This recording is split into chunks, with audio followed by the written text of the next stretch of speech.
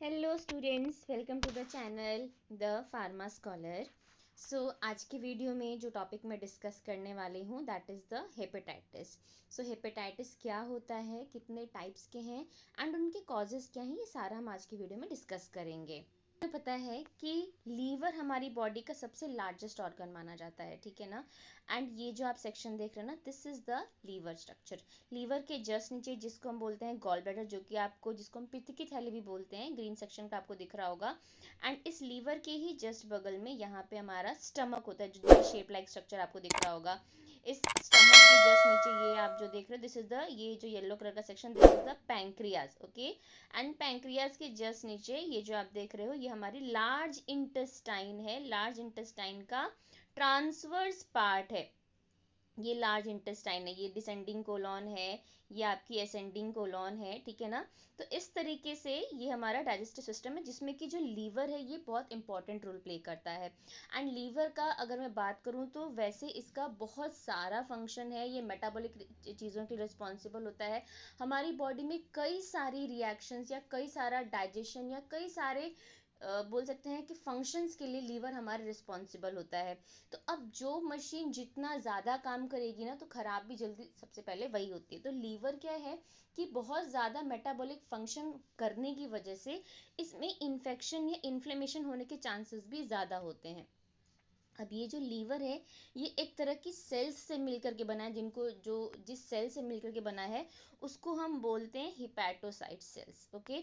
अब आज के वीडियो में हम यही डिस्कस करेंगे कि इस लीवर में जो इन्फेक्शन हो जाता है या इन्फ्लेमेशन हो जाता है लीवर की सेल्स में, उसी कंडीशन को हमने क्या नाम दिया है, हेपेटाइटिस। और ये जो आप देख रहे हैं ना, ये जो ऊपर की तरफ, this is the diaphragm section. Diaphragm मतलब लीवर के ऊपर पाया जाने वाला, ऊपर की तरफ जो ये सेक्शन है, this is the diaphragm. And उसके नीचे लीवर पाया जाता है, ठीक है ना। सो इस लीवर में जब इन्फेक्शन हो जाता है तो उसी कंडीशन को हम बोलते हैं हेपेटाइटिस। टाइटिस वर्ड का मतलब ही है कि जिस भी वर्ड के पीछे लग गया, इट मीन्स कि उसमें इन्फेक्शन हो जाना या उसमें इन्फ्लेमेशन हो जाना। सो अब हम एक एक करके डिटेल में पढ़ेंगे कि हेपेटाइटिस होता क्या है एंड कितने टाइप्स के हेपेटाइटिस होते हैं। जैसा कि मैंने अभी आपको बताया कि हेपेटाइटिस क्या है, लीवर की सेल्स में इन्फ्लेमेशन हो जाना, इन्फेक्शन हो जाना, उसी कंडीशन को हमने हेपेटाइटिस बोला है।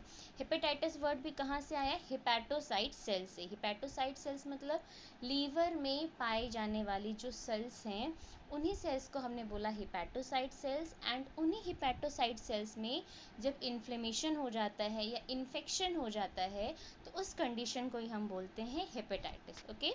सो हेपेटाइटिस की अगर बात करें तो ये दो टाइप का होता है। पहला होता है हमारा नॉन वायरल हेपेटाइटिस एंड दूसरा होता है वायरल हेपेटाइटिस। अब नॉन वायरल हेपेटाइटिस क्या है एंड वायरल हेपेटाइटिस क्या है। नॉन वायरल हेपेटाइटिस में तीन कंडीशंस आती हैं, यानी कि जिसमें वायरस के थ्रू हेपेटाइटिस नहीं हो रहा है, that is called the non viral hepatitis. अब वायरस के थ्रू हेपेटाइटिस नहीं हो रहा है तो कैसे होगा। पहला आता है हमारा auto immune hepatitis. Auto immune hepatitis का मतलब क्या है, ऑटो इम्यून अगर आपको पता है तो इम्यून का मतलब क्या है, हमारी बॉडी का डिफेंस सिस्टम।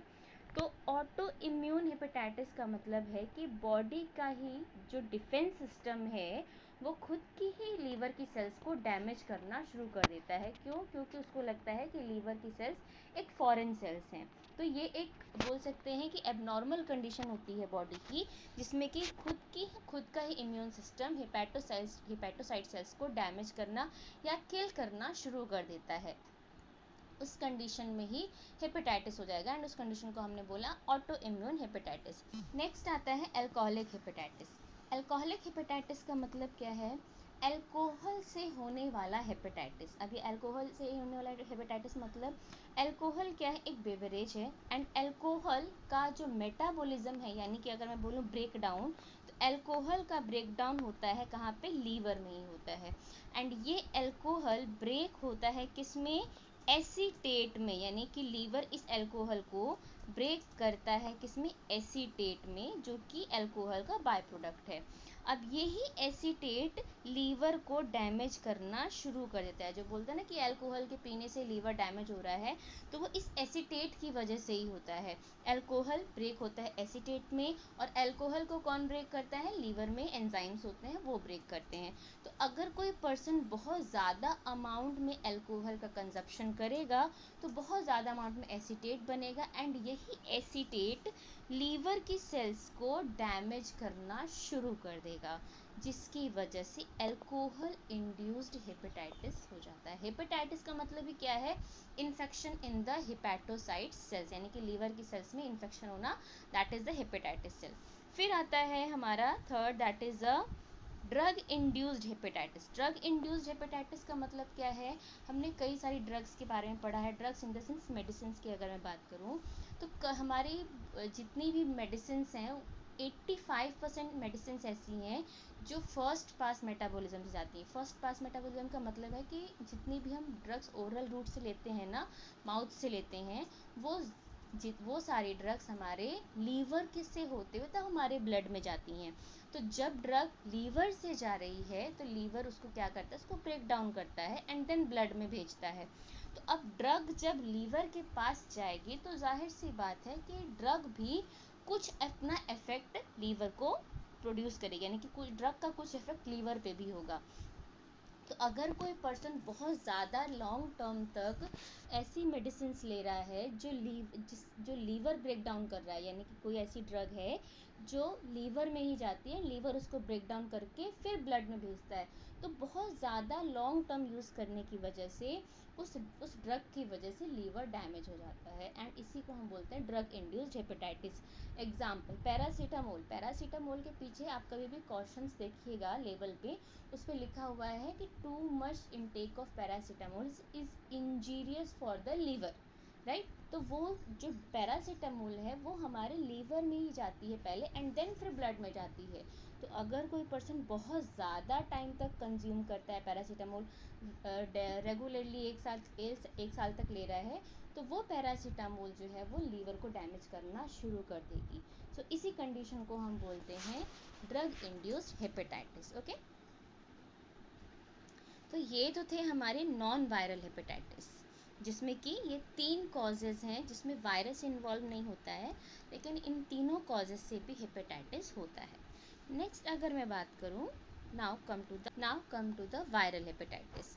वायरल हेपेटाइटिस का मतलब क्या है कि इस हेपेटाइटिस में जो कॉजेटिव एजेंट है, कॉजेटिव एजेंट का मतलब है कि जिसके थ्रू हेपेटाइटिस हो रहा है, जो हेपेटाइटिस के लिए रिस्पॉन्सिबल है, वो है हमारा वायरस, राइट। इसीलिए इसको बोला गया है वायरल हेपेटाइटिस, जिसमें वायरस रिस्पॉन्सिबल होगा हेपेटाइटिस के लिए। अभी कितने टाइप का होता है, hepatitis A, hepatitis B, hepatitis C, hepatitis D and hepatitis E. So इस वीडियो में जो मेजर हेपेटाइटिस हैं, that is the hepatitis A, B and C, हम उन तीनों को डिस्कस करेंगे। जो हेपेटाइटिस डी एंड ई है, they are very less common, बहुत ज़्यादा कॉमन नहीं है, लेकिन जो सबसे ज़्यादा कॉमन है that is A, B and C. So अब बात यहाँ पे ये आती है कि इतने जब वायरस से ही हो रहा है तो ये इतने अलग अलग टाइप के हेपेटाइटिस क्यों है, ए बी सी डी ई क्यों है। सिर्फ अगर वायरस से ही हो रहा है तो सिर्फ एक हेपेटाइटिस क्यों नहीं है। इसका रीज़न ये है कि जितने भी टाइप के वायरल हेपेटाइटिस हैं, ये सब के कॉजेटिव एजेंट जो वायरस हैं वो अलग अलग हैं, एंड सबका स्प्रेड होने का तरीका अलग है, यानी कि उनके होने का तरीका, उस हेपेटाइटिस के होने का तरीका अलग है, उसका ट्रीटमेंट अलग है, उसका प्रिवेंशन अलग है। सो इसलिए अलग अलग टाइप के हेपेटाइटिस हैं, A B C D and E, right. तो इस वीडियो में हम डिस्कस करेंगे कि हेपेटाइटिस ए अगर है तो उसका कॉजेटिव एजेंट क्या है, वो स्प्रेड कैसे होता है, उसका प्रिवेंशन किस तरीके से किया जा सकता है, एंड ट्रीटमेंट कैसे किया जा सकता है। So is a hepatitis A. Hepatitis A में अगर मैं कॉज की बात करूं तो जो कॉजेटिव एजेंट है जिसके थ्रू हेपेटाइटिस ए होता है, वो है हमारा एक वायरस जिसका नाम है पिकोना वायरस। ये पिकोना वायरस हेपेटाइटिस ए के लिए रिस्पॉन्सिबल होता है, एंड ये स्प्रेड होता है फीकल ओरल रूट के थ्रू। ओरल रूट का मतलब क्या है? फीकल ओरल रूट का मतलब है कि ह्यूमन का सॉलिड एक्सक्रिएटरी मटेरियल, कोई भी इन्फेक्टेड पर्सन है जिसको हेपेटाइटिस हो रखी है, तो उस हेपेटाइटिस वाले पर्सन का जो फीकल मैटर होगा वो भी इन्फेक्टेड होगा, राइट ना। तो अब उस इन्फेक्टेड फीकल मैटर से अगर कोई भी ऐसा वेक्टर है, या मान लीजिए कोई मक्खी है, ठीक है, जो उस फीकल मैटर पे बैठ रही है, एंड फिर वही मक्खी जो है, वो फ्लाई जो है, वो किसी ऐसे फूड पे या वाटर पे चली गई, तो अब वो फूड एंड वाटर पे क्या हो गया? कंटामिनेटेड हो गया। किसकी वजह से? उस फूड एंड वाटर में भी हेपेटाइटिस के वायरस ट्रांसमिट हो गए। तो अब जो भी पर्सन उस कंटामिनेटेड फूड एंड वाटर का कंजप्शन करेगा, जो जिसपे मक्खी बैठी है, तो अब वो हेपेटाइटिस के वायरस भी उस पर्सन के अंदर चले जाएंगे। सो इसीलिए बोलते हैं कि हमेशा जो फूड है एंड वाटर, ये हमेशा हमेशा क्लीन करके या क्लीन होने चाहिए। आप जो भी कंज्यूम कर रहे हैं that should be always sanitize, या फिर हम बोल सकते हैं कि वो हाइजीनिक होना चाहिए। ऐसा नहीं है कि उस पर मक्खियाँ बैठ रही हैं, वो मक्खी कहाँ से आ रही है, वो कौन से वायरस लेकर के आ रही है, कौन सा ट्रांसमिशन लेकर के आ रही है, हमको नहीं पता। सो हेपेटाइटिस ए जो होता है वो सीधे सीधे है कंटामिनेटेड फूड एंड वाटर से होता है। And food and water contaminated कैसे हो गया? क्योंकि वो किसी उसमें जो वेक्टर आया जिसने उसको कंटामिनेट किया, वो किसी ऐसे फीकल मैटर से वायरस लेकर के आया है जो कि इन्फेक्टेड था। तो उस कंटामिनेटेड फूड एंड वाटर की वजह से एक नॉर्मल हेल्दी पर्सन को भी हेपेटाइटिस का वायरस ट्रांसमिट हो जाएगा। सो इसी को बोलते हैं फीकल ओरल रूट, यानी कि फीकल मैटर से वो वायरस जो है किसी फूड एंड वाटर में ट्रांसमिट हुआ, किसी भी वेक्टर के थ्रू, मक्खी के थ्रू या किसी भी इंसेक्ट के थ्रू, एंड देन उस कंटामिनेटेड फूड एंड वाटर को किसी पर्सन ने कंज्यूम किया, जिसकी वजह से उस पर्सन नॉर्मल पर्सन को भी हेपेटाइटिस का ट्रांसमिशन हो गया। अब प्रिवेंशन, ये तो था कि कॉजेज क्या है एंड स्प्रेड कैसे होता है। अब आते हैं प्रिवेंशन पे। प्रिवेंशन कैसे होगा कि अगर किसी, पहली बात तो जो फीटस है या मान लीजिए कोई पर्सन है जिसको, या कोई मदर है जिसको हेपेटाइटिस हो रखा है, तो अगर अपने बच्चे को हेपेटाइटिस से बचाने के लिए उसको हेपेटाइटिस की वैक्सीन लगवाई जाती, ताकि जो मदर से हेपेटाइटिस है वो बच्चे में ट्रांसमिट ना हो। ये प्रिवेंशन है कि भाई होने से बचाया जाए। तो वैक्सीन हमेशा प्रिवेंशन में आती है कि अगर मान लीजिए मदर इन्फेक्टेड है, तो इन्फेक्टेड मदर से वो हेपेटाइटिस फीटस में ना ट्रांसमिट हो, इसीलिए जब बच्चा जैसे ही पैदा होगा उसको हेपेटाइटिस का वैक्सीन लगवाया जाएगा, ताकि मदर से बच्चे में हेपेटाइटिस का इन्फेक्शन स्प्रेड ना हो। तो ये वैक्सीन क्या है? प्रिवेंशन में आ गया। ट्रीटमेंट की अगर बात करें तो ट्रीटमेंट मैंने आपको बताया कि जो गुड हाइजीनिक प्रैक्टिसेस हैं, जनरली हेपेटाइटिस ए के लिए बहुत ज़्यादा ट्रीटमेंट की ज़रूरत नहीं है। इसमें एक तरह से लीवर की क्लिनजिंग कर दी जाती है। लीवर की क्लिनजिंग किस तरीके से करेंगे? मतलब क्लीन वाटर है, हाइजीनिक वाटर है, पर्सन जो है हाइड्रेटेड रहे, या गुड फूड खाए, सैनिटाइज फूड खाए, रेस्ट ज़्यादा करे। तो ये सारे प्रिकॉशंस लेने से ना हेपेटाइटिस ए का जो वायरस है वो धीरे धीरे धीरे धीरे उसका जो रेप्लिकेशन है या उसका जो काउंट है वो डिक्रीज हो जाता है। एंड अगर बहुत ज़्यादा हो जाता है तो तब जाके एंटीवायरल ड्रग्स लेना पड़ता है। एंटीवायरल ड्रग्स मतलब जो वायरस को किल करती हैं, ऐसी ड्रग्स लेनी पड़ती हैं। सो ट्रीटमेंट में good hygienic and consumption of non contaminated food and water, जो भी गंदगी वाला कोई खुला फूड है या कंटामिनेटेड वाटर है उससे बचना चाहिए, एंड गुड हाइजीनिक प्रैक्टिसेस करनी चाहिए। हेपेटाइटिस बी, ये था हेपेटाइटिस ए। इसके बारे में मैंने आपको बताया किस वायरस से होता है, कैसे स्प्रेड होता है, प्रिवेंशन क्या है एंड ट्रीटमेंट क्या है। हेपेटाइटिस बी वायरस वो हमारा होता था पिकोना वायरस से, लेकिन हेपेटाइटिस बी हमारा होता है रेट्रो वायरस, HBV वायरस बोलते हैं इसको, हेपेटाइटिस बी वायरस। सो हेपेटाइटिस बी होता है रेट्रो वायरस से। एंड इसके अगर मैं ट्रांसमिशन की बात करूं तो हेपेटाइटिस बी 4 वेज से ट्रांसमिट होता है। पहला होता है infected blood and body fluids, right ना। Infected blood and body fluids का मतलब क्या है कि कोई सपोज कोई पर्सन है, वो हेपेटाइटिस से, उसको हेपेटाइटिस का इन्फेक्शन है, ठीक है ना, एंड उस ब्लड का एंड उस पर्सन का ब्लड किसी नॉर्मल पर्सन को ट्रांसमिट हो गया, ठीक है। तो इस तरीके से इन्फेक्टेड पर्सन का ब्लड जब गलती से या बाय मिस्टेक एक्सीडेंटली अगर नॉर्मल पर्सन को ट्रांसमिट हो जाएगा तो उस कंडीशन में उस नॉर्मल पर्सन को या हेल्दी पर्सन को भी हेपेटाइटिस होने के चांसेस बढ़ जाएंगे, राइट ना। नेक्स्ट हो सकता है saliva from hepatitis patient. Saliva मतलब जैसे अब मान लीजिए कोई पर्सन है ऐसा जो कोई इन्फेक्टेड है और उसने कोई स्नीजिंग कर दी है या कफिंग कर दिया है, तो बॉडी के जो फ्लूइड्स होते हैं, एक चीज़ हमेशा हमें याद रखनी चाहिए कि कोई भी ऐसी वायरल डिजीज़ है ना तो वो बॉडी के फ्लूइड से ही ट्रांसमिट होती है, टच से ट्रांसमिट नहीं होगी, बॉडी के फ्लूइड से ट्रांसमिट होगी। यानी कि सलाइवा से ट्रांसमिट होगा, ब्लड से ट्रांसमिट होगा, सीमन से ट्रांसमिट होगा, वेजाइनल फ्लूइड से ट्रांसमिट होगा। सो ये जो बॉडी के फ्लूइड्स होते हैं ना वो उस वायरस को या उस बोल सकते हैं कि बैक्टीरिया को कैरी करते हैं, जिसकी वजह से अगर वो किसी दूसरे पर्सन के कांटेक्ट में आते हैं तो दूसरा पर्सन भी उससे इन्फेक्टेड हो जाता है। तो अगर कोई ऐसा हेपेटाइटिस बी इन्फेक्टेड पर्सन है एंड उसने कफिंग किया या स्नीजिंग किया तो उसका जो ड्रॉपलेट है वो 1 मीटर के डिस्टेंस पे प्रेजेंट पर्सन को भी इन्फेक्ट कर सकता है। सो इसलिए infected saliva from hepatitis patient can also responsible for the transmission of hepatitis. Third आता है vaginal fluids and semen of infected patients. Vaginal fluids का मतलब क्या है कि अगर कोई फीमेल है या कोई मेल है, दोनों में से कोई भी अगर इन्फेक्टेड है, हेपेटाइटिस बी इन्फेक्टेड है, तो उनके जो फ्लूइड्स हैं एक दूसरे को हेपेटाइटिस ट्रांसमिट कर सकते हैं। अगर फीमेल को है तो उससे मेल में हो सकता है एंड अगर मेल को है तो उससे फीमेल में हो सकता है अगर प्रोटेक्शन ना लिया जाए तो। फोर्थ आता है from infected mother to fetus, जो कि बहुत ज़्यादा कॉमन होता है। कुछ फीमेल्स को हेपेटाइटिस अगर है, प्रेग्नेंट लेडीज़ को अगर हेपेटाइटिस है तो उस प्रेग्नेंट लेडीज़ को या उस मदर से उसके अंदर जो फीटस है उसको वो इन्फेक्शन होने का जो चांस है वो बढ़ जाता है। ऐसा क्यों होता है?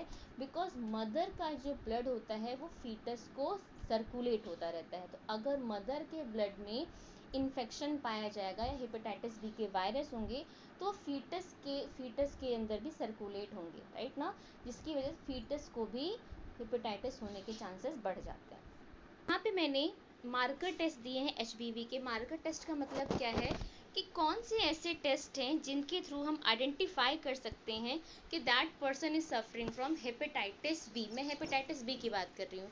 ये जो टेस्ट है यहाँ पे ये हेपेटाइटिस बी के टेस्ट हैं, ठीक है ना। सो हेपेटाइटिस बी के को आइडेंटिफाई करने के लिए कुछ 4 टेस्ट होते हैं। पहला टेस्ट होता है hepatitis B S A G. HBsAg का मतलब क्या है? Hepatitis B surface antigen indicates active infection. अगर ये पॉजिटिव आया HBsAg इट मीन्स कि इन्फेक्शन है। सेकेंड होता है एंटी एच बी एस का मतलब हेपेटाइटिस बी सरफेस एंटीबॉडी, और अगर ये है ये इंडिकेट करता है रिकवरी फ्रॉम हेपेटाइटिस। मतलब कि अगर मान लीजिए किसी पर्सन का ये इंक्रीज्ड है तो इट मीन्स कि उसकी हेपेटाइटिस से रिकवरी जल्दी हो जाएगी।